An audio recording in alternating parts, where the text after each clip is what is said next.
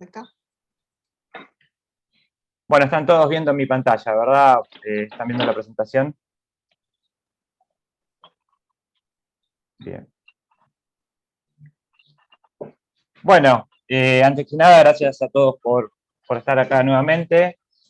Como charlamos del encuentro pasado, la idea un poco era recorrer las bondades y características que tienen los sistemas de fabricación digital, fabricación aditiva. Estuvimos viendo, hicimos como una especie de repaso histórico en la clase pasada, el encuentro pasado. Así que vamos a hacer una pequeña intro para los que no estaban presentes o de que va algo pendiente. Insisto, cualquier cosa que ustedes me quieran preguntar, o pararme o detenerme, lo hacen en el momento que deseen. Muy bien.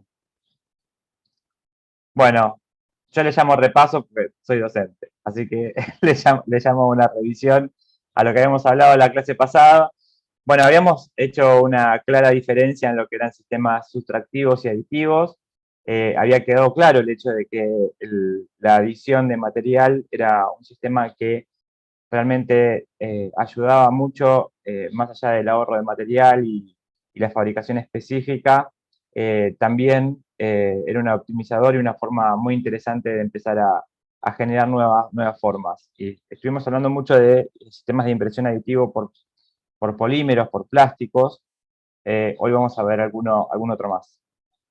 También hicimos un pequeño repaso de la historia, porque yo entiendo que si no hacíamos un barrido histórico de cómo habían salido o cómo fueron apareciendo estos sistemas de impresión o de fabricación, era un poco contarles la mitad de la verdad, ¿no? Porque, digo, fueron generándose distintos tipos de procesos hasta que se popularizó uno más por una cuestión de patente, digamos, de facilidad de replicarse, que fue finalmente el sistema FDM, que es el que más se está viendo últimamente en las máquinas de impresión 3D. Algo que me queda para repasar también es que contarles, que le habíamos contado también, que ya las empresas que son históricas en este tipo de servicios y productos están fabricando, están desarrollando máquinas, o están comercializando máquinas de varios años, que tienen la capacidad de imprimir una multiplicidad de materiales. O sea, ya no se conforman con hacer una impresión en un solo material, sino que se están imprimiendo en distintos tipos de materiales con distintas elasticidades y distintas características mecánicas. Esto nos permite hacer piezas hipercomplejas en el sentido de que supera a los métodos tradicionales de fabricación esto. Si yo quisiera hacer, por ejemplo, un peine y lo quiero hacer de plástico, la única opción que tengo a través de los procesos típicos de fabricación en plástico es un único peine con un único material fabricado en plástico, en un único plástico. Entonces, ¿qué puedo hacer con este tipo de impresiones? Bueno, puedo fabricar el mismo peine, pero que empiece con una dureza determinada y termine con una elasticidad establecida. Quiere decir que en el medio puedo hacer un barrido de durezas y elasticidades en las piezas. Ya no estoy sometido únicamente a fabricar un objeto de un solo material, sino que ya, digo, lo puedo ir, digamos, modificando a lo largo de su desarrollo o de su tamaño. Bueno, es así como aparecen estos procesos que son llamados PolyJet, ¿sí? Que también son sistemas aditivos, pero por sinterizado, que digo, se están usando mucho en lo que es en la actividad industrial, básicamente, la actividad industrial de alta complejidad, porque nos da la posibilidad de sacar piezas muy similares mecánicamente a cómo serían en la realidad de las piezas inyectadas en el caso de los plásticos. Lo que no hablamos la clase pasada o el encuentro pasado es acerca de los sistemas de impresión, pero de metal. Digo, las máquinas de impresión 3D hoy en día también están permitiéndonos hacer sistemas aditivos de metales. Tengo que hacer una aclaración acerca de esto que tiene que ver con que no son las mismas aleaciones con las que se trabaja en la industria, digo. Para hacer este tipo de procesos se están buscando optimizar las aleaciones de metal de forma tal de que consuman poca energía, ¿sí? Y puedan tener, digamos, una buena resistencia mecánica a los materiales. Si bien se está inyectando, o se está imprimiendo sobre titanio, se está imprimiendo sobre aluminios y aleaciones y materiales ferrosos, como pueden ser los aceros, aleados siempre con otros metales u otros componentes que ayudan a que esta fusión se realice a no tan alta temperatura, ¿no? Porque, digo, los sistemas de fusión tienen que ser bastante controlados y realmente para llevar esta tecnología a la mayor cantidad de lugares, tienen que tratar de simplificar el hecho de la generación de temperatura. Un segundito, por favor.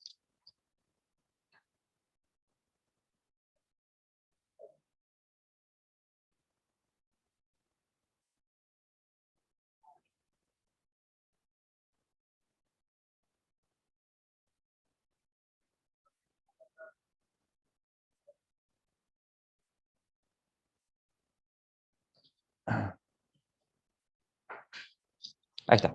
Tengo la otra cámara y está saliendo el audio por el otro teléfono. Bueno, es así como podemos contar hoy en día con sistemas DMP, sistemas SLM y FDM Metal. ¿Qué son estos sistemas? Básicamente muy parecidos a los que estuvimos charlando en el encuentro pasado. Tenemos uno que es impresión directa sobre metal, que es un sinterizado selectivo, ¿sí? Lo que hace este sinterizado es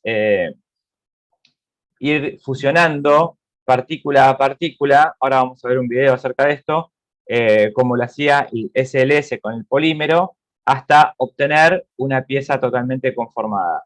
Entre capa y capa se hace un barrido del material y un descenso de la bandeja para ocupar, para alisar la superficie donde nuevamente el láser va a hacer su trabajo para sinterizar este material y fusionarlo con la capa anterior. Tenemos lo que se llama Selective Laser Melting, que es un haz de alta temperatura, aprovechando las tecnologías que están hoy en soldadura y plasma. Lo que hacen es fusionar un metal que está en estado sólido y lo proyecta a una pequeña distancia en un estado plástico, o sea, lo calienta de forma tal de que llega en un estado plástico a la capa donde se va a adherir a la pieza anterior, a la capa anterior. Y los sistemas FDM metales están bastante en desarrollo en este momento, pero el proceso sería exactamente lo mismo a partir de un hilo o de un material en forma tubular. Se va fusionando a medida que una boquilla de alta temperatura la va derritiendo, fusionando, y eso va a depositar un hilo capa sobre las piezas.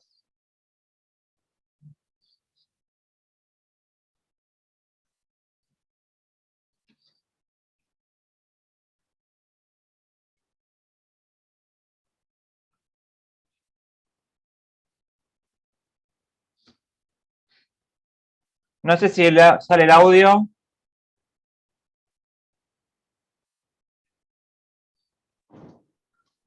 No, no sale. Bueno, entonces les voy contando arriba de lo que estamos charlando. Estamos viendo en el momento en el cual se diseñan las piezas y se distribuyen sobre la superficie.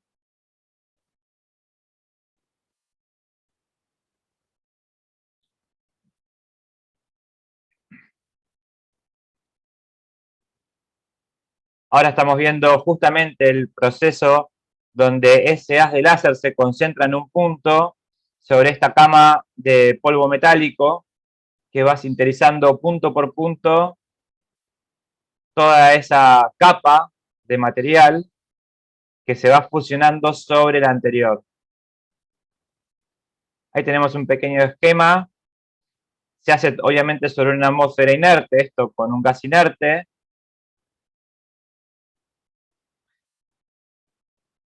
Ahora viene el barrido, digamos, hay una paleta que barre esta superficie de forma tal de que quede perfectamente plana y lisa.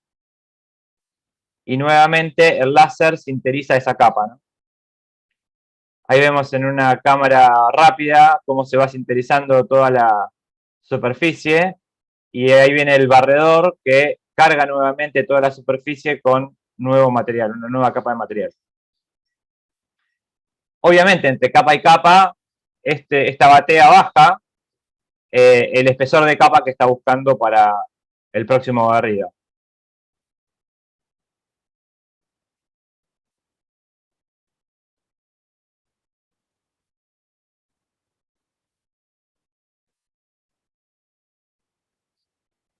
Estas máquinas tienen un tema de trabajo con polvo y un sistema bastante sucio, lo que lo han resuelto en una cámara cerrada donde el operario mete sus manos antes de sacar las piezas y obviamente extrae el material que no se fusionó porque nunca le pegó el láser, ¿sí? Y lo vuelve a aspirar, obviamente todo este material vuelve a la cuba de uso, ¿sí? Para volver a ser utilizado en el próximo, en la próxima tarea.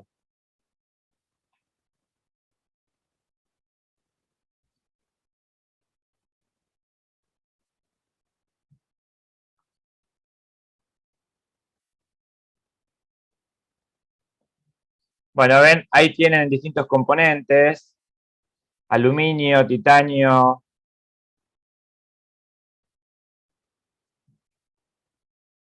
Son todos productos que salen de aceros.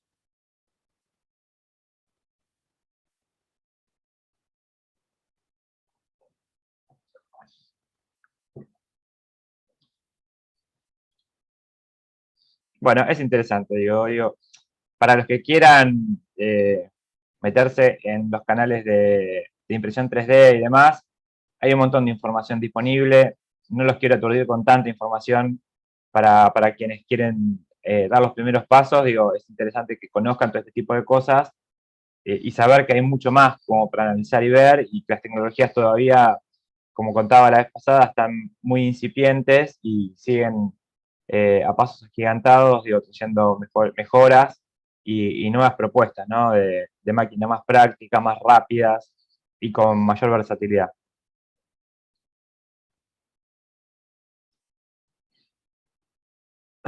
Muy bien, bueno, en este caso les voy a charlar un poco acerca, vamos a hablar acerca de las impresoras 3D, pero en particular de las que son de fabricación por filamento, las FDM, para que ustedes, digo, vamos a ver yo tengo una máquina acá atrás mío que se las voy a mostrar y les voy a contar un poco las particularidades, pero contarles un poco el mapa de todas las ofertas que hay en el mercado y qué diferencia una de la otra. En principio, decirles que tenemos varias tipologías de estas máquinas.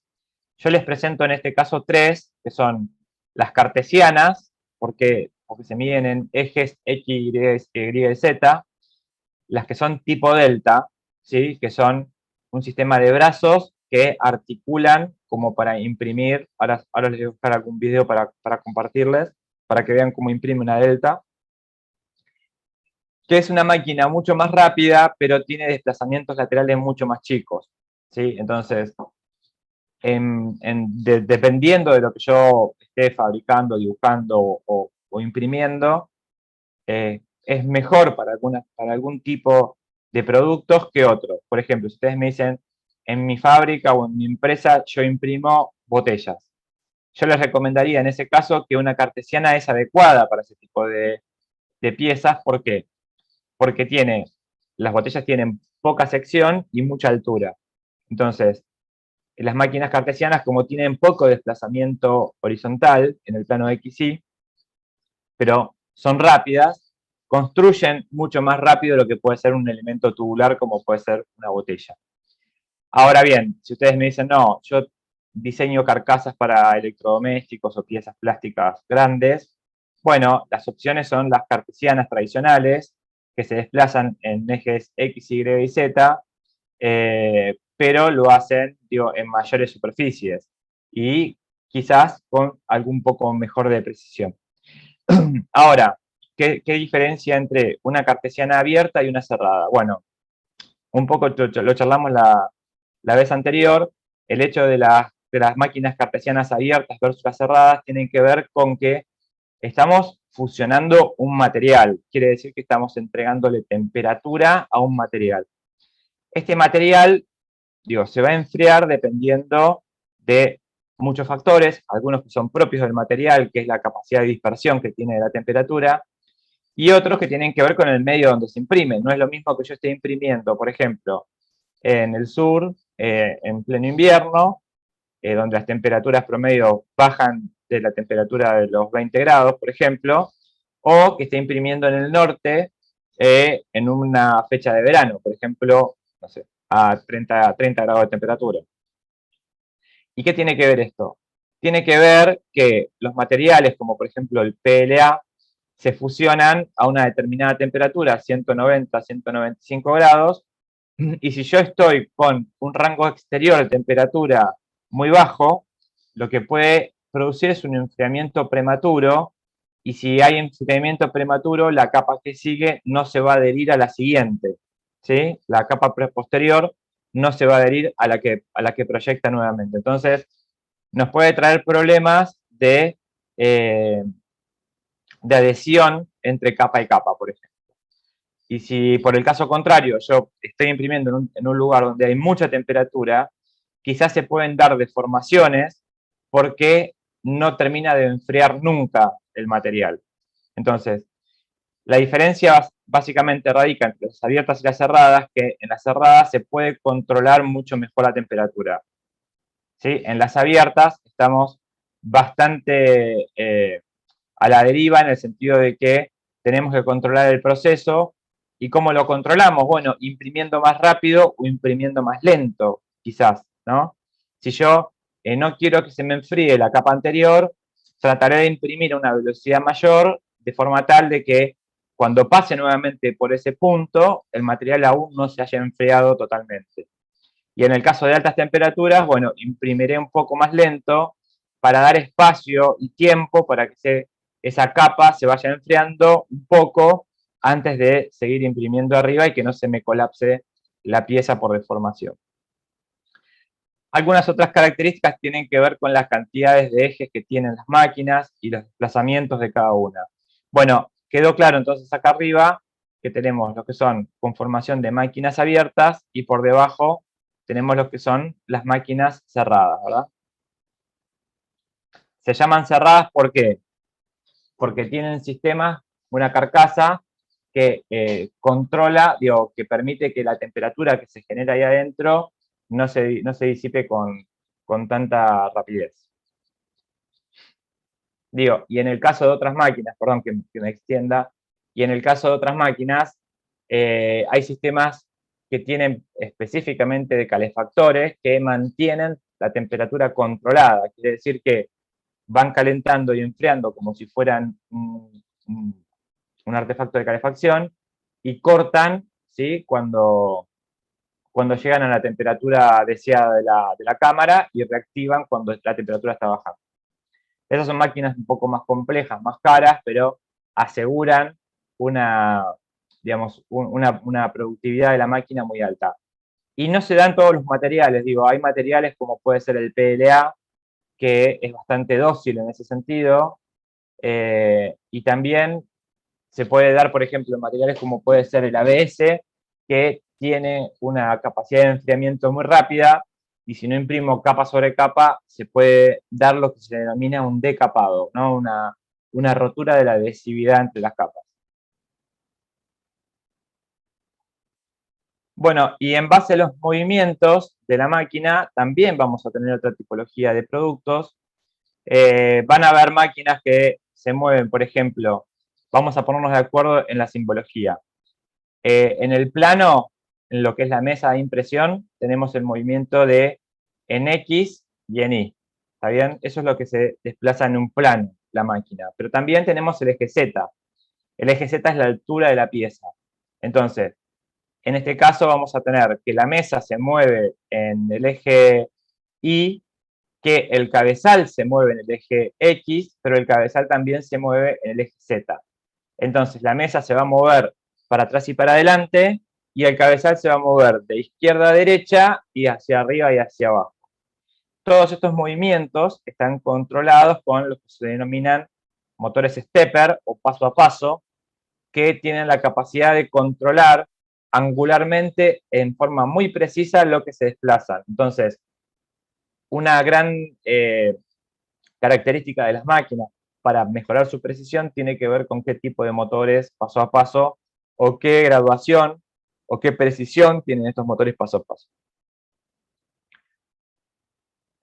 Digo, tenemos también máquinas, como puede ser la que está en el segundo caso, donde la mesa nada más se desplaza en el eje Z, o sea que la mesa va de abajo hacia arriba, y el cabezal se mueve en el eje XY. Generalmente la mayor cantidad de máquinas tiene esta tipología de movimiento, y digo, para la programación es lo mismo en ambas. Los sistemas que programan estas máquinas o que controlan las máquinas, el movimiento de las máquinas, son muy similares entre unos y otros.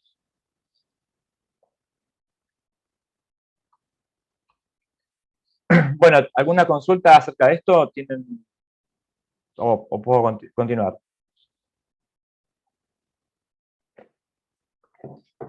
Muy bien. Bueno, nosotros llamamos sistema de modelado por fusión directa al sistema de FDM, y para que se entienda un poco, le voy a contar cómo es la teoría de todo esto y después lo vamos a ver en la práctica todo esto. Tenemos lo que se denomina un filamento que viene enrollado en bobinas, ¿sí? Las bobinas son de esta, digo, están dispuestas así porque generalmente son sistemas de alimentación continuas que les permite girar a medida que van necesitando la alimentación del material.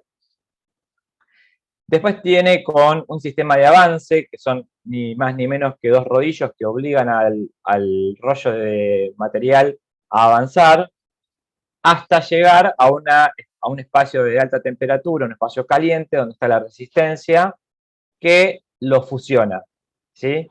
El avance del material o la velocidad de expulsión del material está dado por los rodillos que producen la alimentación. Y los movimientos coordinados entre el avance y el desplazamiento de ese cabezal en el espacio hacen que podamos conformar estas piezas en 3 dimensiones. El pico que tenemos por donde sale el material, es lo que nos va a definir el diámetro del filamento, ¿sí? Nosotros podemos tener picos de distintas graduaciones, de 0,2 hasta 0,8, 0,7, 0,9, digo, de acuerdo al tamaño de filamento, a la capacidad de la máquina de impresión, al tamaño de la máquina, nosotros podemos ir cambiando o modificando el tema de los picos, que nos va a asegurar un diámetro de filamento más grueso o más delgado.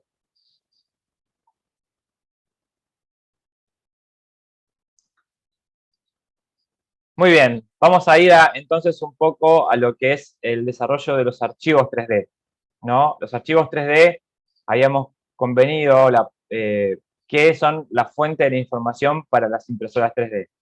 Y yo les conté que teníamos dos posibilidades, una que es generar el archivo en forma propia, modelando y diseñando, y la segunda es poder bajar algún archivo de cualquier página, digamos, que ofrezca archivos para compartir, archivos colaborativos. Yo les voy a mostrar algunas de las opciones que hay en lo que es sistemas de modelado, y vamos a hacer alguna práctica de modelado para que ustedes vean un poco la complejidad que trae el diseño en estas plataformas.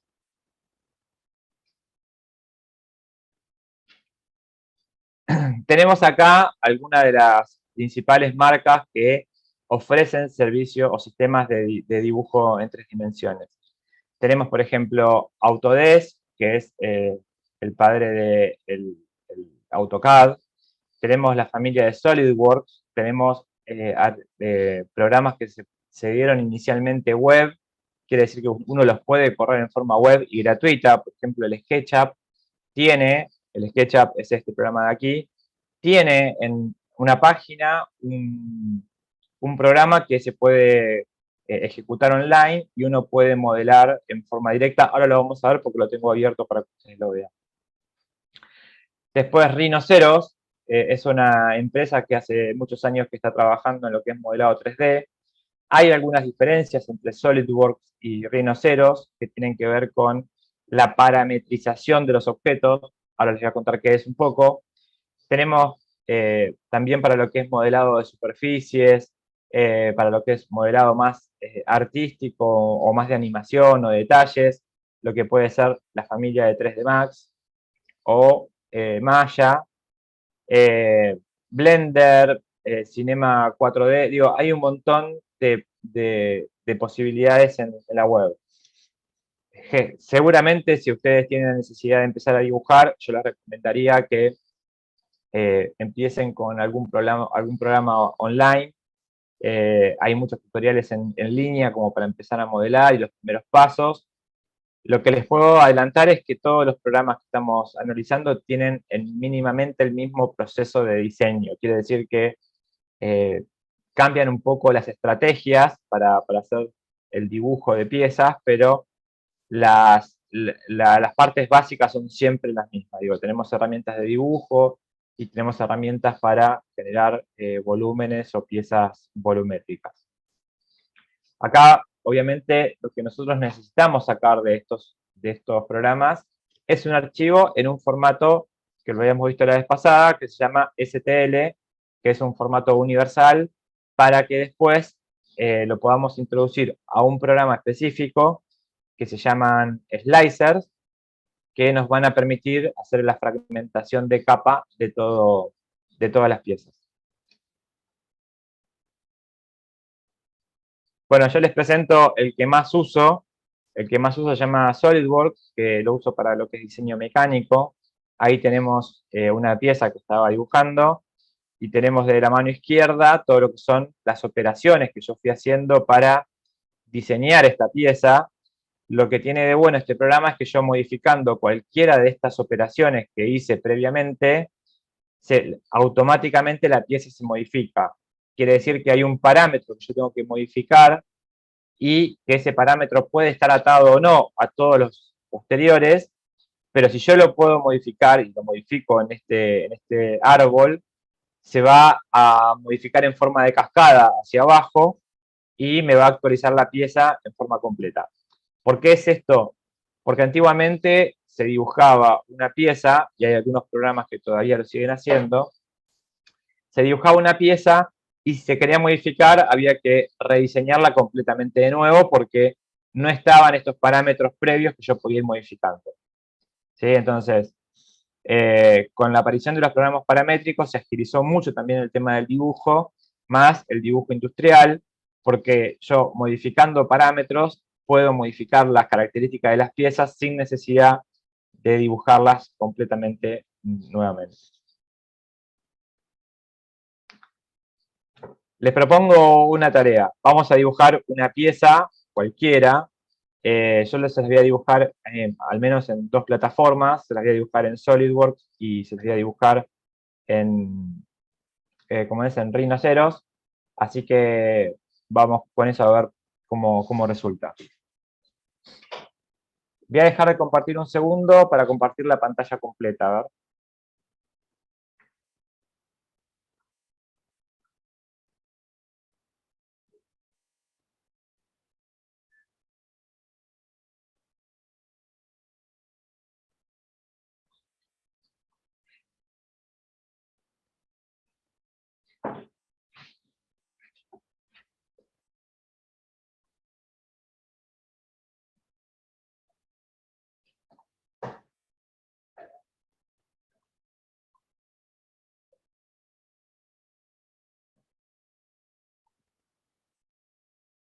Eh,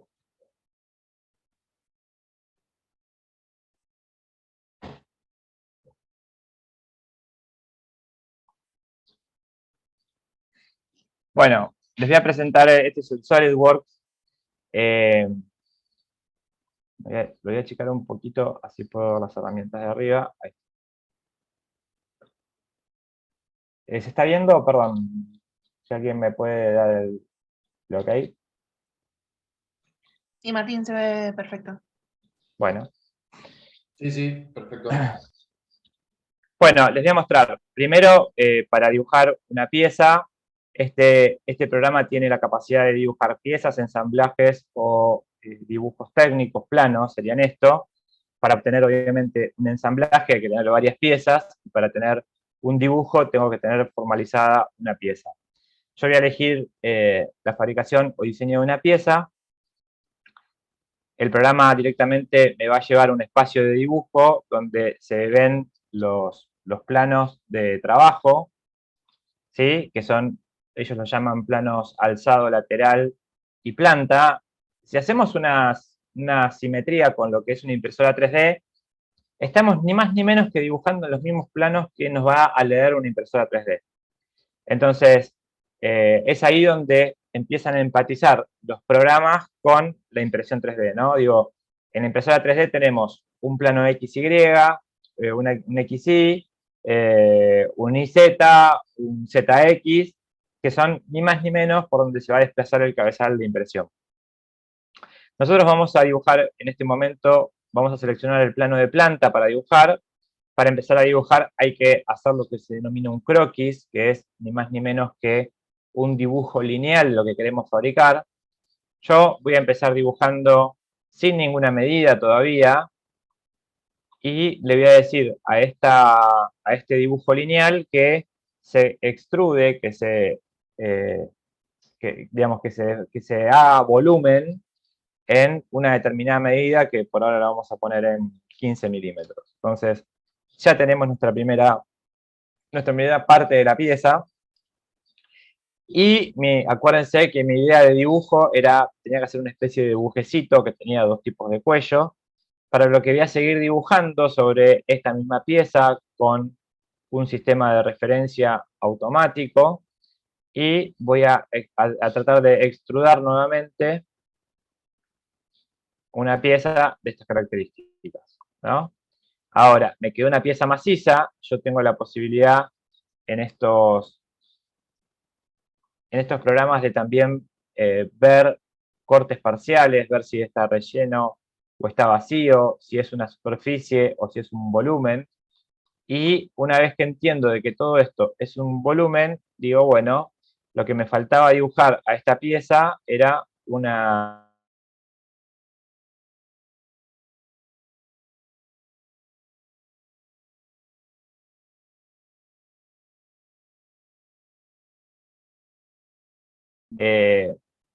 puedo indicar desde dónde a dónde quiero extruir una pieza, ¿sí? Si le pongo que lo extrude por todo, es por todo lo que es la pieza, y ahí nos quedó nuestro buje.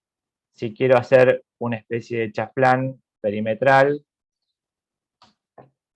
que esto se usa mucho en la industria, bueno, ahí tenemos nuestro buje, ¿sí? Este buje yo ya directamente lo puedo guardar y lo puedo exportar en formato STL, como lo tenemos acá abajo.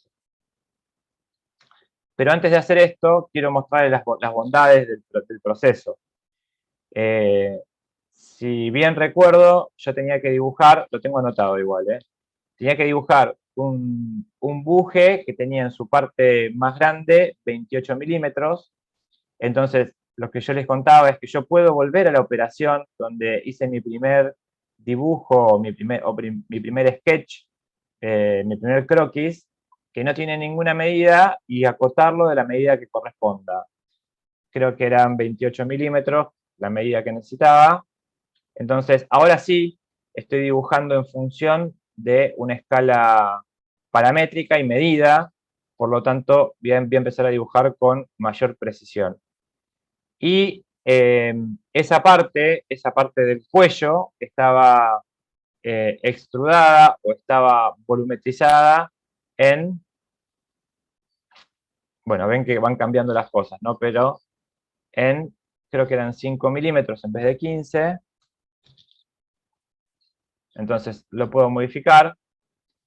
Puedo modificar también la relación de la otra parte del dibujo.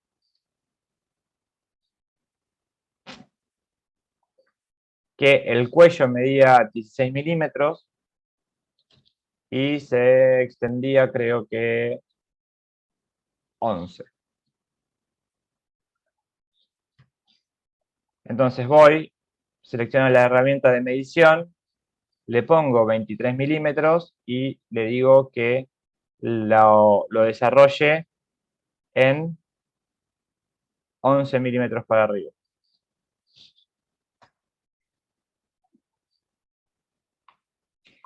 Lo único que me queda aún modificar es el tamaño del agujero que yo le hice en su centro, que tenía que ser de 9 milímetros. El otro lo vamos a hacer distinto. Perdón, acá era 16.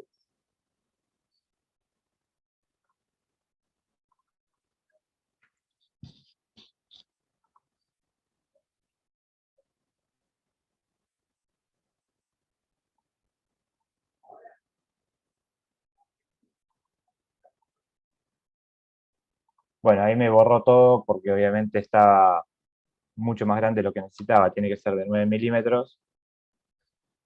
Y ahí está. Y el chaflán quedó bien. Bueno. Y acá tengo la posibilidad de hacer un cuellito y ahí tengo mi pieza. ¿Sí? ¿Se entendía más o menos cómo se modela? Digo, no estoy pretendiendo que aprendan a modelar en este momento. Les estoy mostrando la complejidad que tiene el uso de un programa de estas características. Yo creo que es muy interesante. Si ustedes me preguntan, es una herramienta de modelado muy potente, porque aparte tiene un montón de aplicaciones para la industria,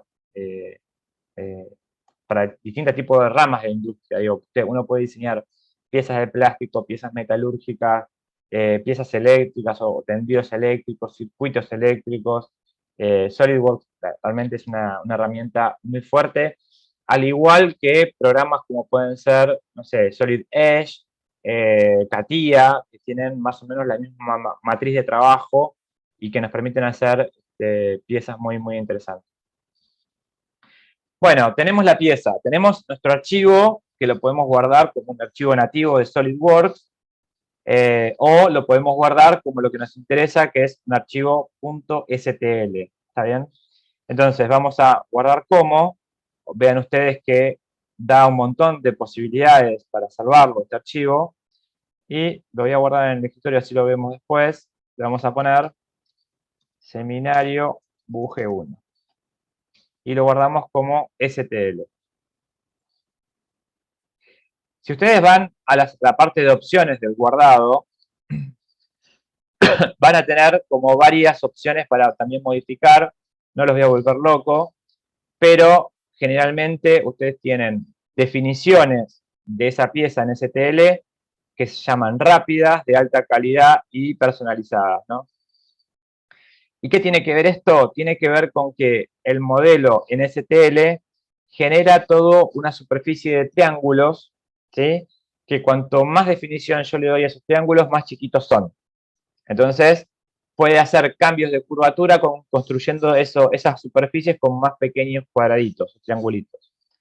Entonces, de eso va a depender el peso del archivo, de eso va a depender la velocidad de procesamiento del archivo, por lo cual yo generalmente lo dejo en personalizada, que salen bastante bien, y también de acuerdo a la complejidad de la pieza, uno puede ver los ángulos que tiene de tangencia entre triángulo y triángulo.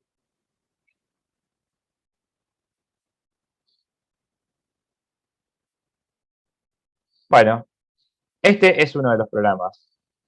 Yo les voy a compartir otro de los programas que se llama Rhinoceros.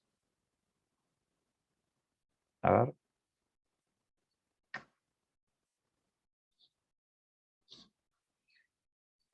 Ahí lo tenemos, a nuestro Rhinoceros. Bueno, Rhino, en vez de trabajar en un solo espacio común, trabaja en lo que se denominan 4 ventanas, ¿sí? que tenemos la vista superior, la vista lateral y posterior, y tenemos una perspectiva.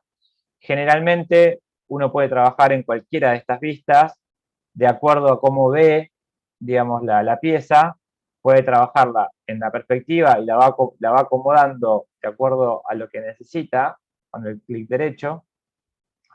O también puede hacer un trabajo un poco más ortogonal para ver cómo se ve en una vista lateral, frontal o superior. Nosotros vamos a hacer el mismo trabajo, vamos a dibujar nuestro buje en nuestro modelo, donde dibujo en una grilla. Generalmente tengo aquí debajo, en la parte de herramientas, donde quiero que se agarren estos puntitos. Si ustedes ven, yo cuando desplazo el cursor va de punto a punto en toda la grilla, y eso me ayuda como para, por ejemplo, seleccionar acá y dibujar un círculo. Las herramientas de dibujo las tenemos en el lado izquierdo. Lo que les quiero contar es que todos los programas de diseño 3D tienen la misma cantidad o capacidad de herramientas, no la cantidad porque hay algunos que son más complejos que otros, pero tenemos todo lo que son dibujos lineales, que pueden ser dibujo de líneas, que pueden ser dibujo de curvas marcadas por distintos puntos. Tenemos lo que son dibujos de círculos, pero también podemos dibujar un círculo a partir de 2 puntos. También podemos dibujar un círculo a partir de 3 puntos, 1, 2 y 3. Podemos dibujar, no sé, desde radios, centros, distintas tipologías. Podemos hacer elipses también desde el centro y radio. Podemos hacer arcos, por ejemplo, que también es muy útil. Arcos que tienen un centro y yo después doy el barrido de ese ángulo, de ese arco. Puedo dibujar entre 2 puntos, ¿sí? Como puede ser esta línea, y después digo qué arco o qué profundidad de arco voy a tener. Puedo trabajar lo que son las líneas, digo, puedo hacer curvas, puedo redondear el encuentro entre 2 curvas. Si yo quisiera, estamos dibujando en el plano, pero si yo quisiera dibujar estas 2 líneas, y quiero hacer que una y otra sean, digamos, que estén redondeadas en su esquina, puedo venir a una herramienta de fillet, y ahí lo que me está haciendo, si ustedes ven, es un redondeo entre esas 2 líneas. ¿Está bien? Que sería esta línea. Después puedo cortar, puedo trabajar con herramientas de corte o sustracción de las líneas, o lo que se llama trim. Se selecciona y se corta lo que uno quiere para quedarme con lo que yo necesito quedarme, ¿sí? Esto es cuando estoy trabajando en un diseño en superficie, ¿no? Estoy trabajando sobre el plano de en este caso, un plano de trabajo. ¿Qué quiero decir con esto? Que la imaginación, digo, depende de lo que necesitamos hacer. Yo puedo dibujar una pieza como esta, como puede ser un círculo, y llevarla a lo que es un volumen, ¿sí? A ver.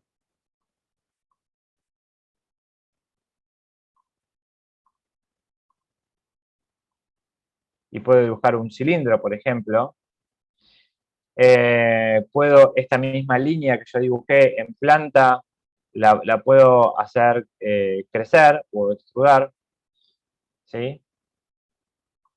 Para generar otro cilindro. Puedo hacer que 2 cilindros se unan en una sola pieza, por ejemplo.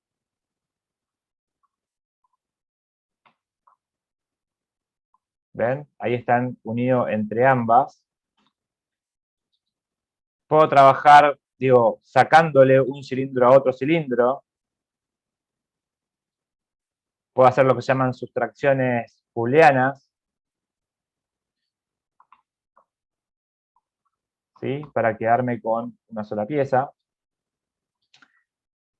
Digo, son complejos de entender. Yo lo que quiero que ustedes vean es un poco las capacidades que generan estos programas de diseño, y digo, de acuerdo a lo que ustedes vayan necesitando, se pueden ir capacitando, digo, estos programas, y perdonen la expresión, tienen horas trasero en la silla. Quiere decir que uno aprende a modelar cuanto más se enfrenta a distintas problemáticas. Entonces, en algunas problemáticas va a encontrar soluciones rápidas y en otras va a tener que investigar cómo llegar a esa solución.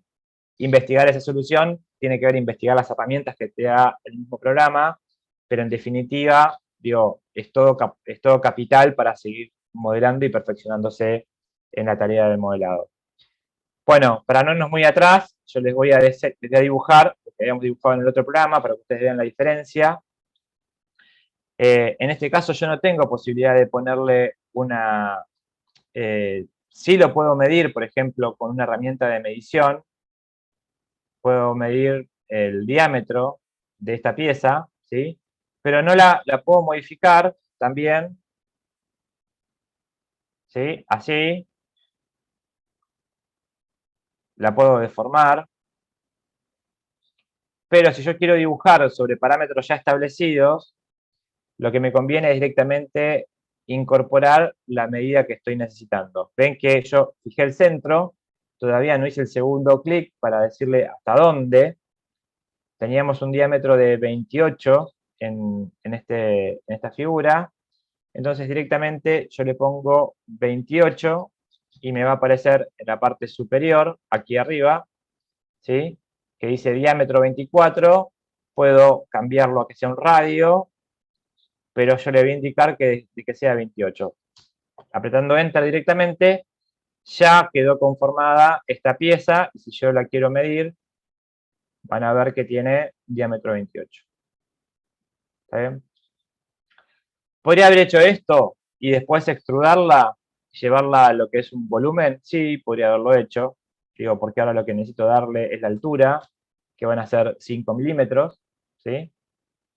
O también podría haber hecho el otro paso, que es haber dibujado directamente un cilindro que en 2 pasos se iba a generar. ¿Está bien? Digo, podemos partir de una línea o podemos partir de un volumen para diseñar una pieza. Y ahora lo que necesito es seguir generando arriba de esta pieza son más volúmenes para ir conformando nuestro buje. Si ustedes ven, yo me estoy acercando a la cara y cuando me acerco a la cara, estos punteros que están acá abajo, que me dicen dónde te querés apoyar, empiezan a aparecer en forma automática. Yo lo que digo es que me quiero apoyar en el centro y que la medida que necesitaba en el centro para el vástago central es de 16. Perdón. Puse radio y era diámetro. Bueno, ahí está. Yo necesito un diámetro de 16, pongo un radio de 8. Y la altura que estoy necesitando en esta pieza es de 11 milímetros más.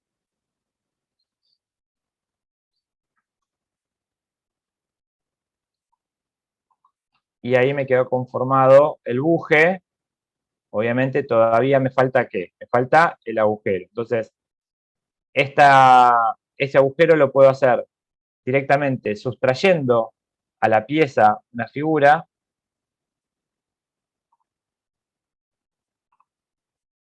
Era de 9.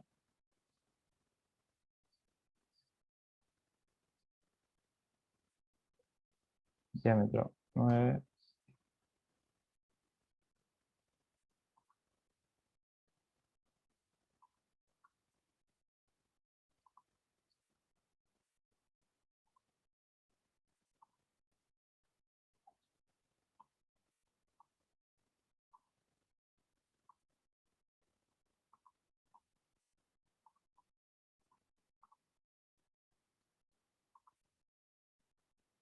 Entonces lo que quiero hacer es sustraerle a estas figuras principales esta segunda que dibujé para que me quede el buje abierto en el medio.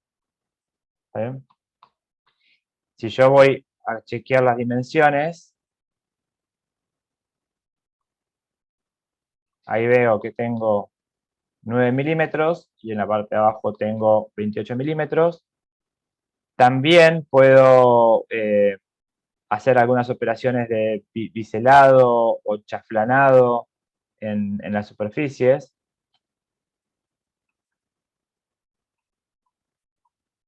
¿sí? Para que quede igual que el otro.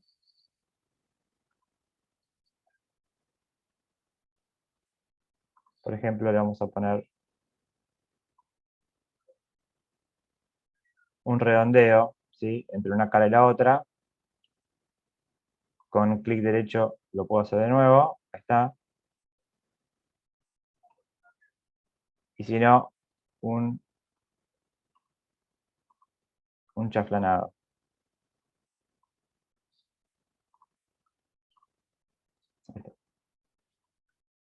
Bueno, Eureka tenemos nuestra misma pieza, pero en otra plataforma, en otro modelo, ¿sí? Dibujado de otra forma. Lo que yo les contaba es que si yo quisiera modificar esta pieza, sería mucho más difícil que la otra. Lo mismo, vamos a guardarla como, en este caso hay que exportarla. Selecciono que voy a exportar.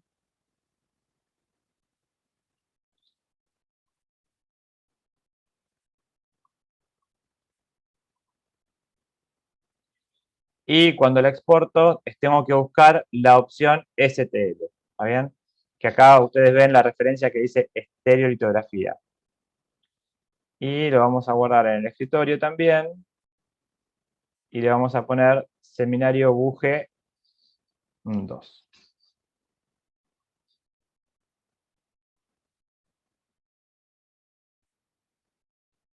¿Bien?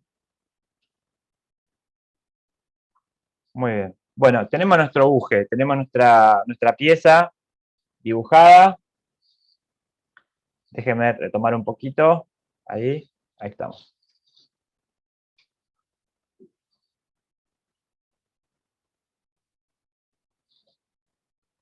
¿Me avisás, Barbie, si estoy compartiendo correcto? Ahora no se ve, recién se veía. Ahí está. Ahora sí. Bien.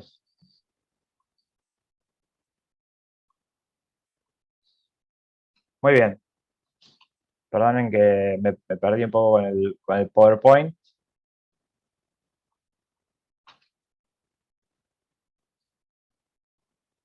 Estábamos en el archivo 3D, le mostrado la plataforma. Bueno, lo que estábamos generando era esta misma pieza, este mismo buje, en dos plataformas diferentes. Y acá vienen lo que se llaman los archivos STL. Nosotros ya tenemos un archivo STL, ¿no? Lo que ustedes pueden hacer también es buscar archivos STL en las páginas donde las comunidades que diseñan y modelan comparten sus archivos como para que uno pueda importar. Digo, si ustedes no quieren o no pueden diseñar en este momento, pueden seleccionar qué tipo de archivos quieren bajar.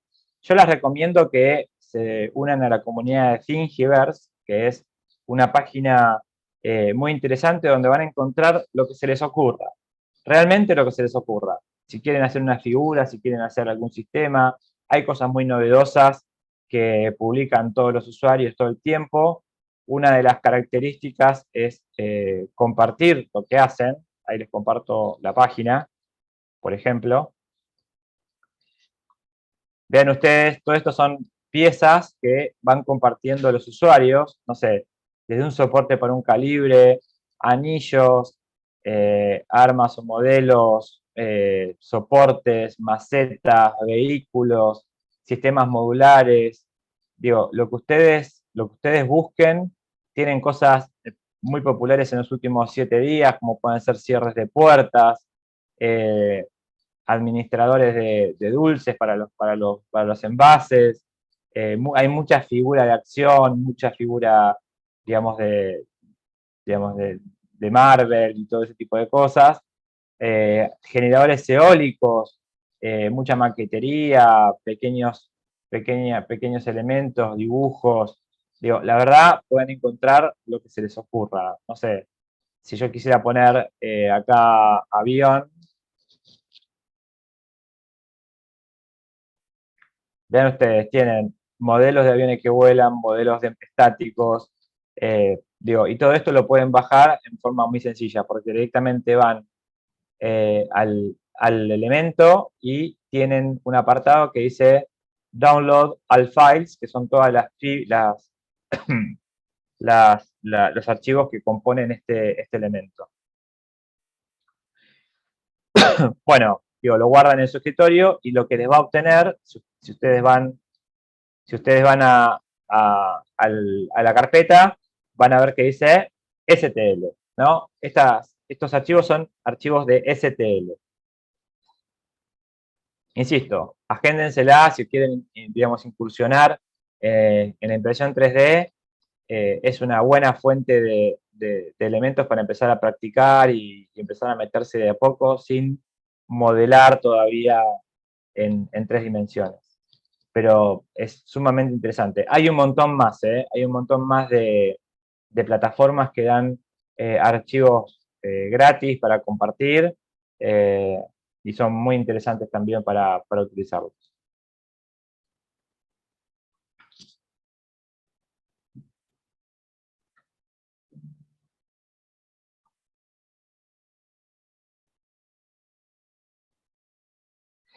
Bueno, y por último, vamos a lo que son los slicers. Ahora vamos a ver la máquina, cómo funciona todo esto, ¿no? Pero digo, ¿los slicers qué son? Los slicers, ustedes ya tenemos el archivo STL, de donde haya venido ese archivo, lo hemos bajado, lo hemos modelado, lo que fuera. Los archivos STL son la fuente de información para lo que les contábamos recién, que es el manejo entre los planos. Pero todavía la máquina, la impresora 3D, necesita saber en qué puntos del espacio se va a mover. ¿Está bien? Porque la máquina entiende que entre las combinaciones de los ejes X, Y y Z se conforman infinidades de puntos y yo lo que le tengo que dar es el camino para que ella se mueva en esos puntos. Para eso, bueno, acá tenía un pequeño videito de cómo se desplazan las máquinas, ¿no? A medida que van conformando estas piezas. Y si ustedes ven, la máquina no se mueve aleatoriamente, sino se mueve en una nube de puntos y espacios.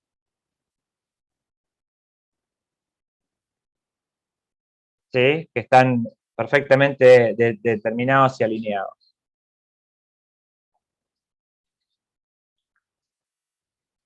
Los slicers también van a encontrar un universo muy grande de programas que transforman este archivo STL en el código G. El código G es esta información que yo les cuento que la máquina necesita para moverse en el espacio, para mover el cabezal en el espacio. Y lo que se llaman slicer, porque slice es como capas, y lo que hace este programa es pasar ese volumen, esa figura que yo les estoy mostrando, en un sistema de capas superpuestas, una arriba de la otra, de forma tal de que a medida que va haciendo capa a capa, se va generando y formando el objeto. Yo les puse las 3 primeras, las saqué de una página donde rankean cuáles son los mejores programas de slicing que tienen para impresión 3D. Está el 3D Slicers, muchos usan Cura, que es muy popular, y hay otros que Slide 3D o 3R, creo que también lo usan bastante, pero yo creo que el más conocido en el medio es Cura, es el del medio, ¿no? Como este programa de postprocesamiento. Bueno, por lo tanto, convertimos primero ese modelo 3D en un archivo STL y después lo traemos al slicer para que nos transforme ese STL en un archivo de código G. ¿Está bien? De código G que tiene todas las indicaciones coordenada por coordenada por dónde va a tener que moverse la máquina para generar la figura que estoy pensando. Algunos conceptos interesantes para charlar. Uno de ellos puede ser la altura de capa. ¿Qué es la altura de capa? La altura de capa es el grosor o el tamaño que va a tener cada una de esas capas que va a imprimir en la máquina. ¿Y esto qué me asegura? Si yo me voy a la imagen que está aquí al pie, abajo, van a ver que en el detalle, cuando tiene alturas de capa más grandes, pierde, se va identificando cada vez más cómo son el escalonamiento entre capas, ¿sí? cuanto más definición tiene, quiere decir que imprimo cada vez más delgado, se va a ir perdiendo la conexión entre capas, porque son cada vez hilitos mucho más pequeños, ¿sí? Pero también vean que sube exponencialmente el tiempo en el que tarda, porque obviamente yo puedo definir una figura en 10 etapas, si imprimo muy grueso, pero también la puedo definir en 100, entonces tengo que hacer 100 movimientos en vez de 10, y eso me va a dar la altura de capa. Ahí arriba van a ver una probeta de una capa de 0,8, de 0,6, 0,5, 0,3 y 0,1. Vean que se va como diluyendo mucho ya la rugosidad de la pieza a medida que aumento la definición de capa, ¿no? Pero bueno, quiero buena terminación, tengo que tardar mucho tiempo. Quiero mala definición, puedo hacerlo en una forma más gruesa. Repasamos. Paso 1, fabrico la pieza. Paso 2, hago el STL y la paso a coordenadas. Paso 3, la imprimo. Y paso 4, le doy la terminación, que también de eso vamos a hablar, porque hay formas de terminar las piezas de impresión 3D y evitar que se noten tanto esas capas que quedan por la superposición. Bueno, esto lo habíamos visto la vez pasada, pero se lo repito.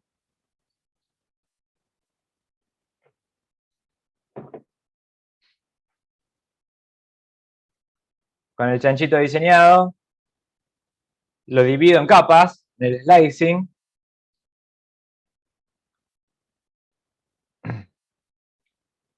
De acuerdo a la boquilla, acuérdense que la boquilla le va a dar también el diámetro del filamento y la definición de la capa. Y paso al chanchito impreso en 3D. Bueno, otras cosas. El chanchito puede ser lleno o vacío. Lo puedo hacer alcancía o lo puedo hacer solamente una cáscara. O puedo hacer un mix de todo eso. ¿Qué quiere decir esto? Que yo, si tengo que hacer una pieza de mucho volumen y maciza, no voy a usar una definición de capa completa. No es que va a imprimir, porque me llevaría muchos kilos de plástico hacer eso. Los programas traen, dentro de sus programaciones, la capacidad de hacer un espesor de pared que yo quiera, digo, eso lo puedo programar, y ahora lo vamos a ver, y que el relleno de esta capa o de este volumen se haga con algún sistema de alivianamiento, como van a ver arriba. Arriba van a ver lo que son paneles de abeja, sistemas de entrecruzamiento de tipo rejilla, concentricidad de círculos, tipo laberinto, cuadrados. Todo esto son formas de generar contenido sin incorporar peso, ¿sí? Yo la hago maciza la pieza, o sea, la hago rellena la pieza, pero no incorporo peso, porque lo hago bastante aireado el interior, ¿no?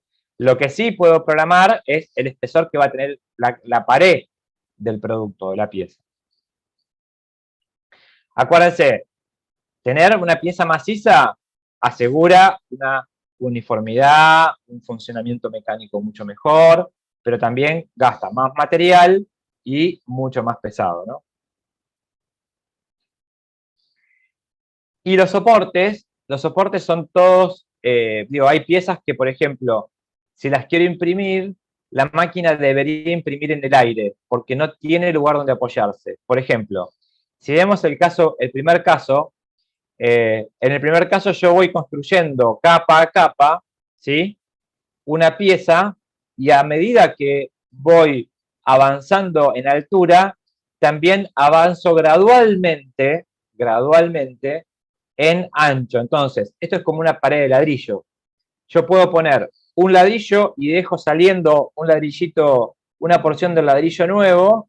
El próximo ladrillo lo hago salir un poquito más, un poquito más, un poquito más, un poquito más, y puedo construir este arco, ¿sí? Sin necesidad de tener nada que lo soporte. Pero si vamos al segundo caso, yo tengo una sección constante en la columna y de repente me tengo que abrir lateralmente con el material. La máquina no imprime sobre nada. Digo, en la primera capa la máquina imprime sobre la mesa. En la segunda capa, imprime sobre la primera. En la 15ª capa, por ejemplo, que sea esta, una parte la va a imprimir sobre la parte anterior y otra parte la va a imprimir en el aire. Entonces, los sistemas de slicing, los slicers, traen la posibilidad de que yo incorpore una parte, una pieza que no va a formar parte de la pieza, que se llaman soportes. O sea, yo le puedo dar a la pieza a la máquina que fabrique soportes donde necesite apoyarse y no tenga el lugar. Entonces, cuando empiece a imprimir la máquina, empieza a imprimir lo que es pieza y soporte, pieza y soporte, pieza y soporte, pieza y soporte, hasta que llega a la capa que lo necesita y tiene donde apoyarse para seguir construyendo. Si ustedes ven de mano derecha, el caso es el perrito, ¿no? Al perro lo puedo imprimir empezando de las patas. Y sigo hacia arriba pero llega un momento que ¿cómo imprimo la panza del perro si no tiene dónde apoyarse? Entonces, la máquina lo que calculó es, ok, vamos a empezar a imprimir el perro, las patas no te hago soporte, pero todo lo que es el cuerpo lo voy generando hasta que llegue el momento de imprimir el cuerpo del perro. ¿Sí? Y después, obviamente, corta y sigue imprimiendo en otro material. Esto lo hace porque es una impresora que tiene doble boquilla. Tiene una boquilla para un material que se usa como soporte y un material que se usa como para la pieza. Lo mismo también ocurre en el SLA, en el sinterizado. Digo, también se necesita a veces generar soporte para que la pieza se pueda apoyar o se pueda agarrar de la platea, de la platina. Velocidad. Velocidad de impresión es otra de las cosas que podemos controlar en la máquina. Acuérdense lo que yo les dije. Yo puedo imprimir muy rápido o puedo imprimir muy lento. Si imprimo muy rápido, puedo correr el riesgo de que la máquina, de perder precisión, ¿sí? Y si imprimo muy lento, quizás estoy sobrecargando de temperatura cada capa que estoy haciendo. Entonces, la velocidad de avance del material está relacionada en la cantidad de capas que tengo que imprimir, la cantidad de espesores de capas que tengo que imprimir, y generalmente, si yo aumento mucho la velocidad, los resultados no son muy buenos si la velocidad de deposición no acompaña a esta velocidad de traslación. Generalmente los parámetros que influyen son las dimensiones o geometrías del contorno que tiene que recorrer la boquilla, la dificultad de esto, el relleno si lo tiene o no, y la altura de capa, ¿no? Uno puede ir modificando la velocidad de acuerdo a cómo se van dando los parámetros. Y esto, déjenme decirles, que es netamente experiencia. ¿Sí? Uno tiene que conocer cómo imprime su máquina o la máquina con la que está trabajando para poder regular estos parámetros en forma eficiente. Generalmente siempre se imprimen lo que se llaman testers. De hecho, este cubito que tenemos acá que dice que tiene una X es un tester que se imprime siempre para que uno tome dimensión de cuánto puede aumentar o disminuir la velocidad en una misma pieza, ¿no?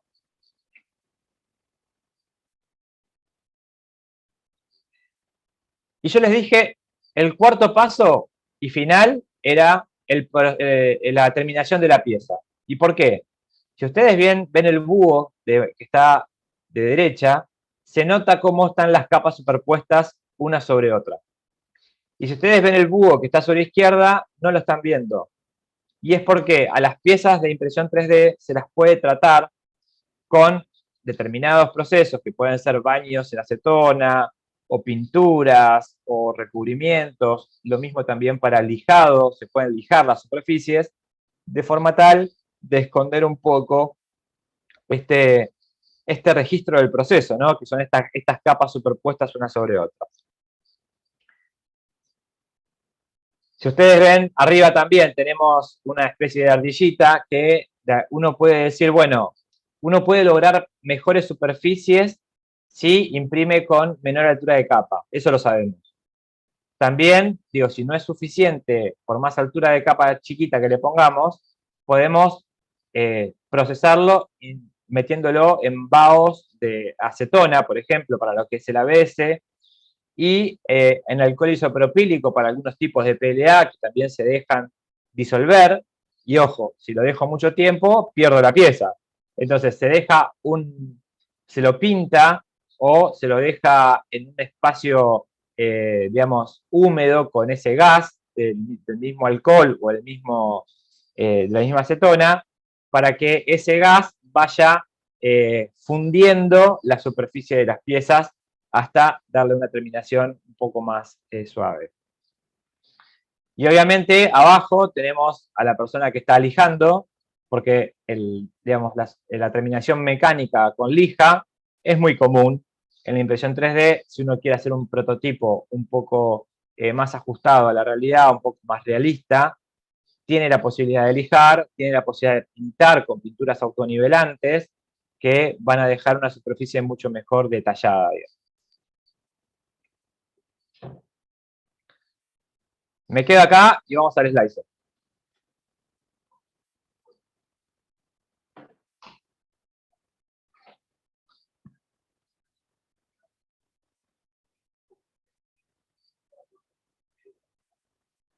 Un segundito.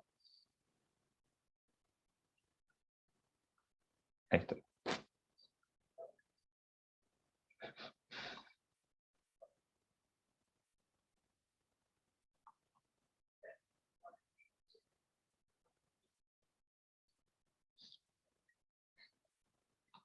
Bueno, bienvenidos al programa que me vino con la máquina, que se llama Creality Slicer. Es un programa propio de la marca de la impresora 3D. Y yo lo que hice acá fue, si quieren lo hacemos un poco más desde cero. Abrí un personaje, ¿sí?, que estaba en STL, y ahí aparece mi personaje. ¿Está bien? Este programa, acuérdense, lo que va a hacer es facetar a este personaje, a esta figura, en todas las capas que necesito de acuerdo a la programación que yo quiera hacerle, en cuestión de definición, en cuestión de rugosidad y demás. Lo que me va a hacer es dividir esta forma, esta superficie, en capas. ¿Está bien? Primero, seleccionado el objeto, le voy a decir que me lo escale, porque para mí estaba muy chico. Yo lo quiero, no sé, a 80 en X, como para que sea un poco mejor. Ahí tenemos nuestro personaje, y ustedes vean que tiene partes que están en amarillo y partes que están en rojo, ¿no? Las partes rojas son donde necesita soporte, porque imprimiría en el aire, en el caso del brazo y cuchillo, por ejemplo, o en el caso del pecho, necesita algo que lo soporte en el piso. Entonces, empiezan a aparecer en ese color todas las superficies o áreas donde requeriría un poco de soporte. Obviamente, esta figura uno puede, no sé, duplicarla, si quisiera tener más de una, por ejemplo, para imprimir.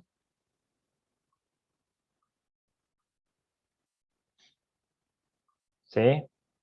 La podemos girar también, en caso de que queramos imprimirlas todas para el mismo lado.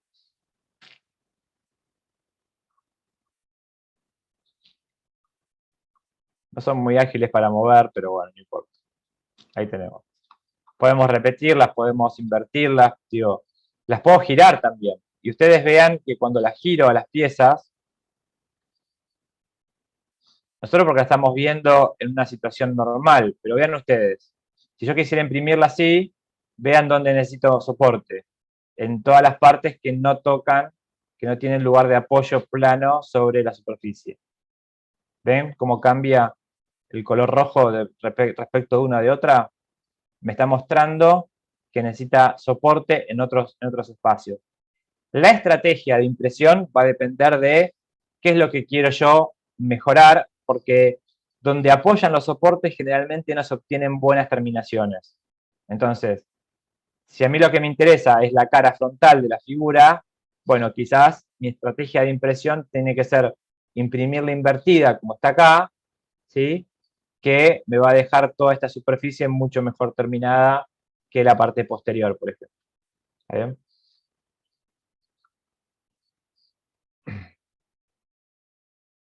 Bueno, a nuestra figura de acción, lo que vamos a hacer es, digo, podemos despejarla también.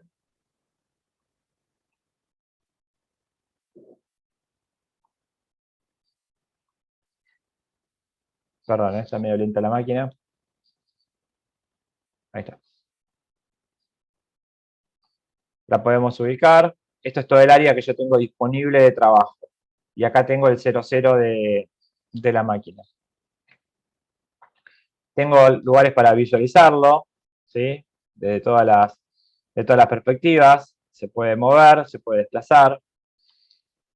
Si ustedes ven arriba, en el cuadro superior, tengo algunas cuestiones como la calidad, por ejemplo, ¿no? Yo puedo regular en qué tipo de calidad quiero imprimir. Estoy imprimiendo en una calidad baja, en low quality, puedo ir a una estándar, pero puedo ir a calidades superiores donde el espesor de capa es 0.12 milímetros. Vean ustedes que estamos en 0.28 y podemos ir a 0.12, ¿no?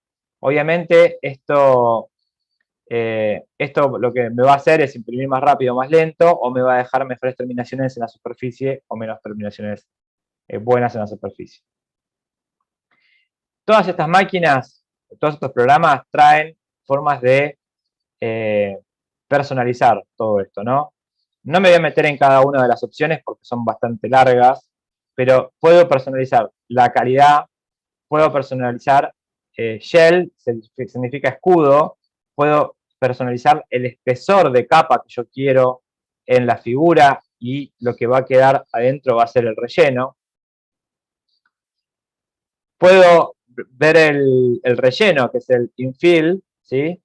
Que puede tener una densidad muy variada, puedo hacerlo más denso, menos denso, esto de acuerdo a la necesidad estructural que necesite la pieza o la rigidez y demás.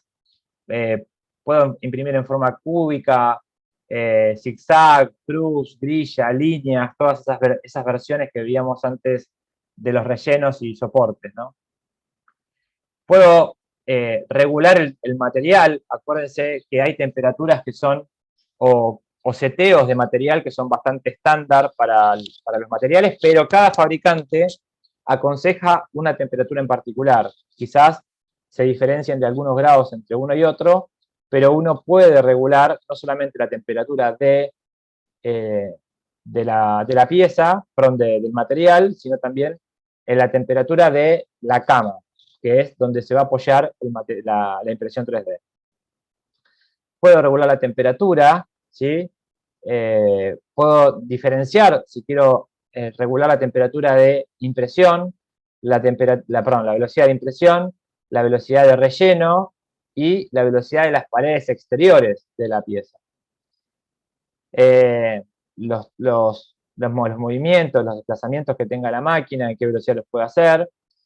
Puedo el enfriamiento regular de los ventiladores que tiene la propia máquina, el soporte, cómo imprime en la base, digamos, qué tanto margen de impresión le va a dar para que quede bien agarrada a la base, y otras cosas que tienen que ver con extrusiones duales. Acuérdense que hay máquinas de un cabezal y de dos cabezales, que en una puede tener material de soporte y en otra puede tener el material de extrusión. O tranquilamente pueden imprimir en paralelo una misma figura si el espacio lo da. Bueno, nada, tenemos nuestra figura, hemos seteado, digamos, nuestro slicer para que imprima. Lo único que nos queda es pedirle que por favor haga el slicing de la pieza.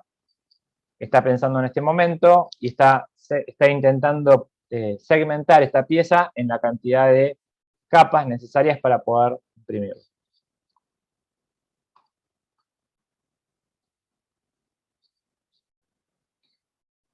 Me está dando algunos datos ya. En este caso me dice que va a imprimir durante 6 horas y 2 minutos, que va a necesitar 116 metros de más o menos de filamento y que va a quedar alrededor de los 50 gramos. Yo lo que le voy a decir es, ok, dame una previsualización de todo esto, ¿sí? Y ahí lo que me va a mostrar es cómo va construyendo capa a capa, ¿sí?, esta pieza. Si yo hago un zoom in esa línea azul que tenemos ahí, esas líneas pequeñas azules, ven ustedes que me dividió toda la figura en capas.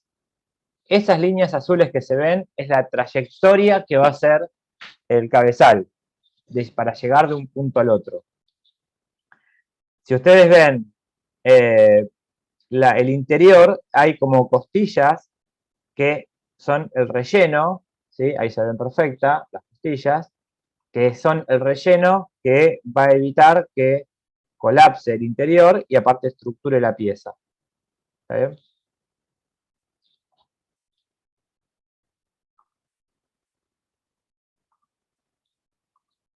Bueno, pero yo le voy a decir que quiero una calidad superior. Vamos a ir a una calidad alta.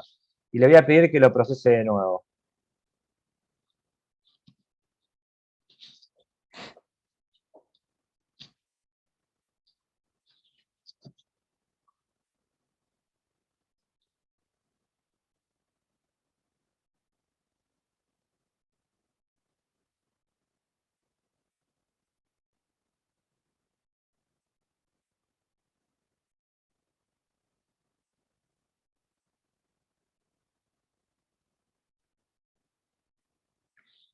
Tardó mucho más también en procesarlo, pero ahora me está tardando 13 horas, 17 minutos, van a necesitar 18 metros en vez de 14 como era antes, y eso es dado que estoy bajando mucho digamos, el espesor de capa. Estoy en menos de la mitad del espesor de capa, entonces va a necesitar mucho más material, va a requerir mucho más tiempo para hacer todo el procesamiento. Y acá tienen una emulación de cómo va a ser la impresión. A ver si se llega a ver ahí arriba. Ahí tenemos arriba el cabezal. Vamos a pararnos acá. Ahí. No sé si se llega a ver.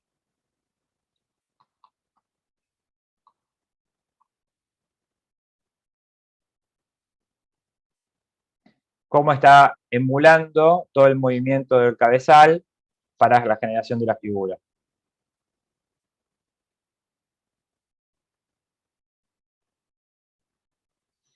Muy bien, bueno, esto es todo en la teoría, porque en realidad tenemos que ir a la máquina a que suceda esto, ¿no?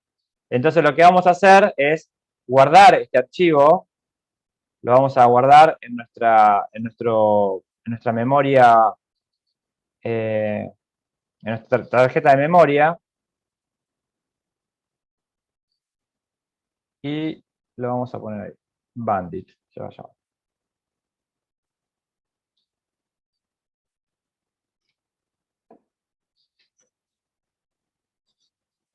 Tengo mi tarjeta de memoria en la mano con el archivo G que me lo voy a llevar a la impresora.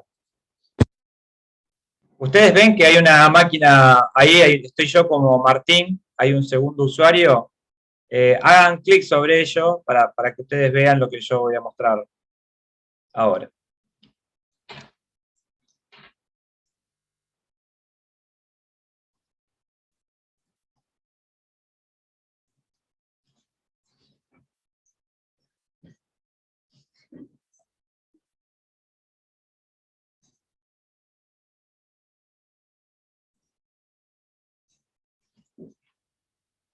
Barbie, te voy a pedir que me ayudes a que me digas si se está viendo lo que estoy haciendo.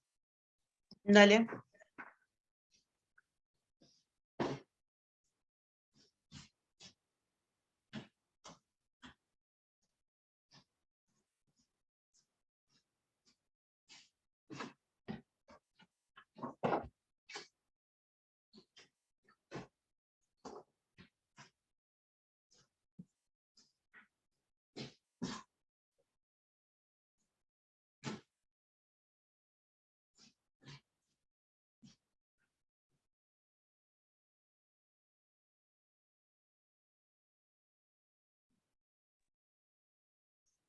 ¿Me escuchan ahí?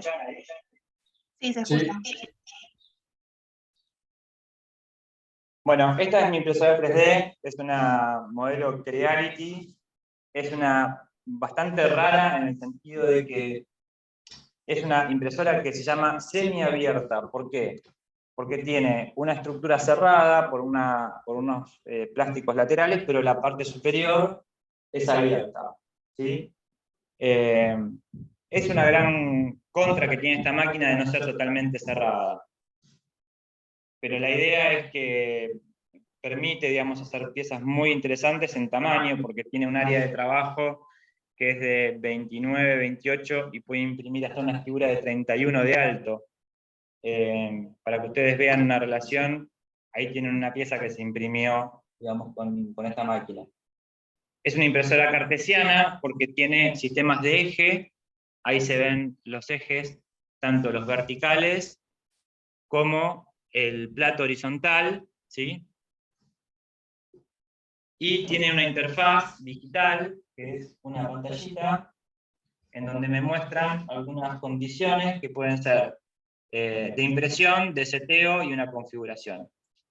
Las máquinas generalmente traen un slot para poner la memoria, que es en este caso lo que yo voy a hacer en este momento. Y accediendo al menú Imprime, voy a seleccionar el objeto que yo quiero imprimir y le voy a poner Imprimir. La máquina tiene un tiempo de seteo que tiene que ver con, no sé si se llega a ver, pero la temperatura, ¿sí? Está en 26 grados porque es la temperatura ambiente, y la cama, la temperatura de la cama, que es ni más ni menos que la superficie donde se va a apoyar la impresión, tiene que también estar en 60 grados. ¿Y esto por qué? Porque cuando la máquina imprima, si apoya un material caliente sobre algo frío, va a perder adhesividad, y yo lo que no quiero es que se me salga la pieza de la superficie. Ahora vamos a esperar un ratito, pero mientras tanto les voy contando que acá tenemos el cabezal, en la parte superior tenemos el cabezal, que es el que se va a mover, tenemos los ejes X, Y, y los ejes Z son dobles porque están tanto de izquierda como de derecha, y mantienen el movimiento vertical de lo que es la cama. Si me voy un poco para el costado de la máquina, van a ver dos cosas que son interesantes de analizar. Primero tiene un soporte para lo que es el rollo de filamento, y después tiene un sensor de filamento aquí arriba, que lo que hace es, en caso de que se corte o me quede sin filamento, detiene el movimiento de la máquina, dándome la posibilidad de, si hay una interrupción en el filamento, de retomar la actividad cargando nuevo filamento y poniendo play de nuevo en la impresión 3D. ¿Sí? Lo mismo también, la máquina tiene un sistema de protección contra cortes de luz, quiere decir que cuando retoma la corriente eléctrica, lo que hace es dejarme a partir de ahí para seguir imprimiendo. Algunas veces funciona, algunas veces no, de acuerdo a la altura de la capa, la temperatura que tenga que volver a retomar, pero por lo menos es una posibilidad más de no perder todo el trabajo hecho anteriormente. Les muestro algunas piezas que estuve haciendo, que hice. Nosotros nos dedicamos al diseño industrial, hacemos piezas para la industria. Generalmente, bueno, ahí tenemos algunos colores que usamos en el estudio, que tienen que ver con el gris, con el negro y el blanco, que son materiales bastante más básicos, pero hay colores vivos de distintos colores. Tenemos materiales que, como contábamos la clase pasada o el encuentro pasado, que son con pigmentos de madera, pigmentos metálicos, fibras. Hacemos, por ejemplo, lo que es análisis de perfiles de aluminio, ¿sí? Para entender cómo encastrarían y cómo funcionarían los perfiles. Hacemos lo que es diseño de envases y productos de contenedores. Hacemos piezas bastante más técnicas, ¿sí? Que son, en este caso es una base de un ventilador. Estaba hecha en ABS, en otra máquina, pero era una Stratasys era.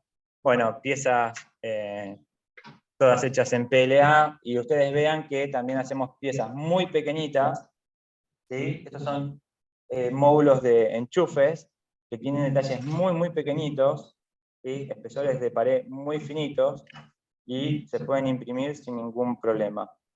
De hecho, los comprobamos o probamos de que las piezas originales o las básicas, las que nos proveen los clientes, se encastren en las que nosotros queremos. Acá tenemos un detalle, no sé si se llega a ver, la calidad de la pieza.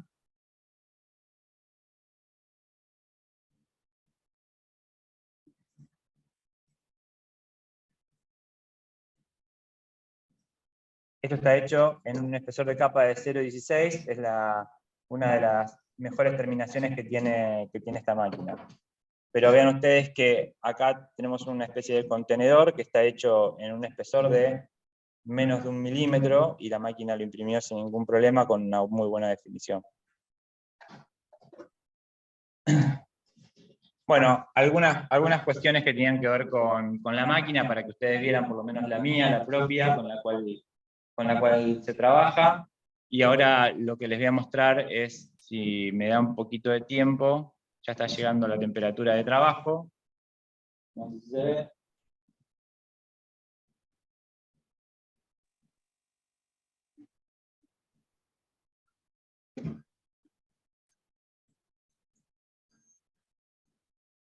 Ahí sube la mesa, a posicionarse cerca del cabezal.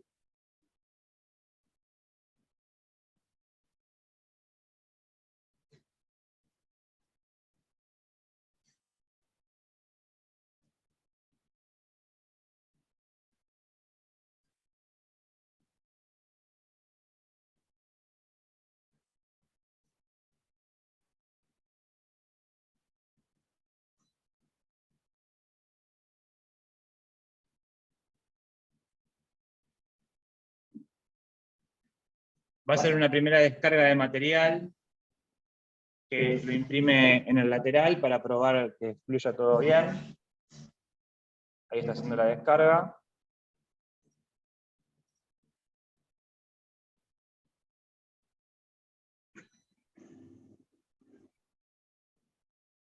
Y ahí va a empezar a imprimir.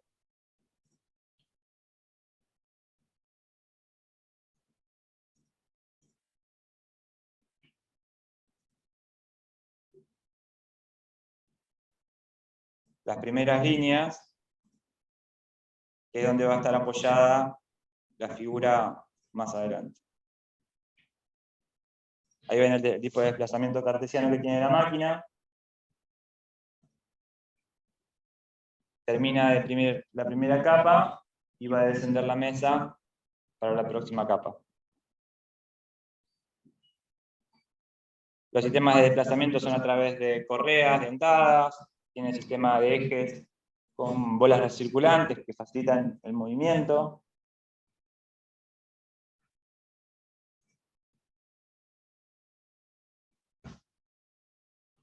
Bueno, y obviamente no nos vamos a quedar 17 horas esperando a ver cómo funciona. En todo caso se los mando en una foto cuando termine de imprimirse.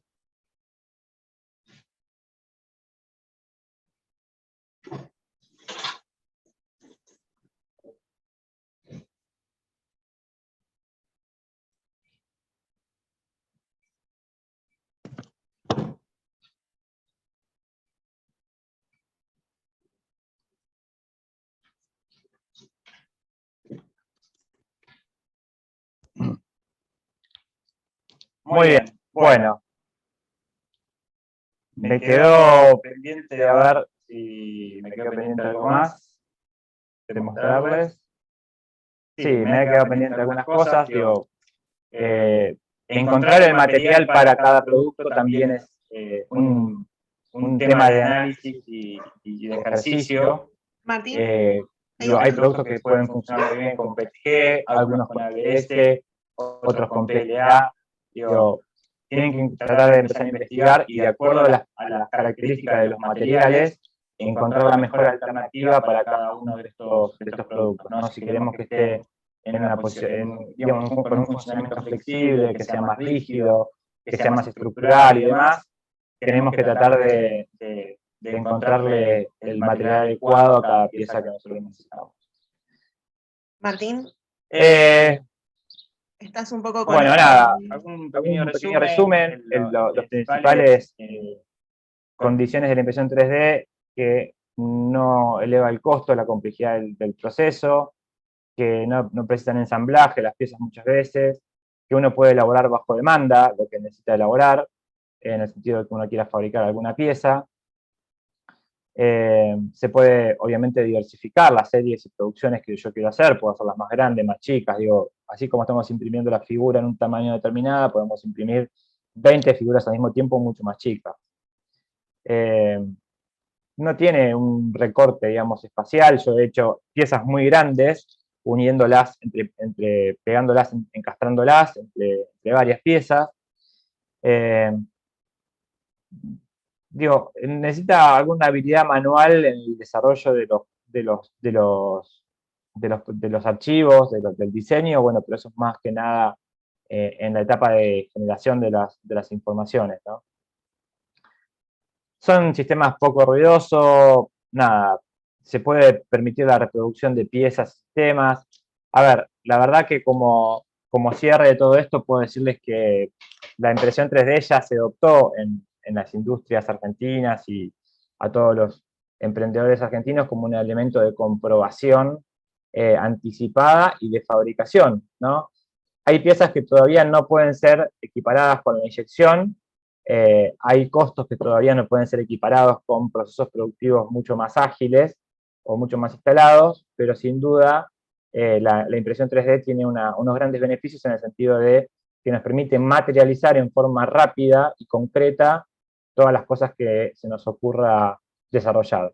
Obviamente necesitamos una herramienta de diseño, necesitamos tener esa capacidad, digamos, de desarrollar objetos, pero sin duda, y se los dejo como una iniciativa a quienes les interese esto, sepan que se van a meter en un mundo muy grande, porque digo, es un mundo que tiene un montón de aristas. Si van a conseguir o comprar un equipo, traten de comprar un equipo que esté consolidado en el mercado, que le puedan proveer servicio, capacitación y repuestos de los procesos, de las máquinas. Más que nada porque es muy probable que en una etapa de aprendizaje se pueda correr el riesgo de hacer mal uso de alguna de las herramientas y dañarla. Digo, generalmente no se rompe nada, pero digo, rompiendo se aprende, ¿no? Más en el sentido de fallas en las impresiones y todo ese tipo de cosas, uno va a ir controlándola a medida que le encuentre la vuelta al proceso. Bueno, creo que estamos, ¿no, Bárbara? Sí, excelente, muy interesante toda la clase, la verdad que me quedé con ganas. No Ahora te escucho, yo no te escucho. ¿Se me escucha? Sí. Capaz estás silenciado vos, Martín.